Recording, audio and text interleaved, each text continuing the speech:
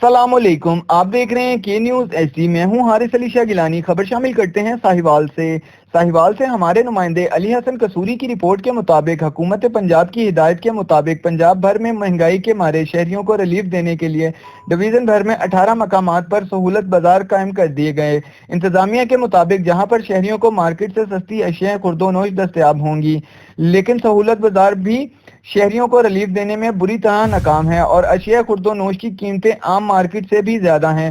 اس موقع پر شہریوں نے انتظامیہ سے مطالبہ کیا ہے کہ اگر سستے سہولت بازار لگانے ہی ہیں تو عوام کو سستی اشیاء خرد و نوش بھی فراہم کی جائیں تاکہ مہنگائی کے ہاتھوں مارے شہریوں کے دھکوں کا کچھ مداوع ہو سکے، اور انہوں نے مزید کہا کہ سہولت بازار کو اندرون شہر لگایا جائے۔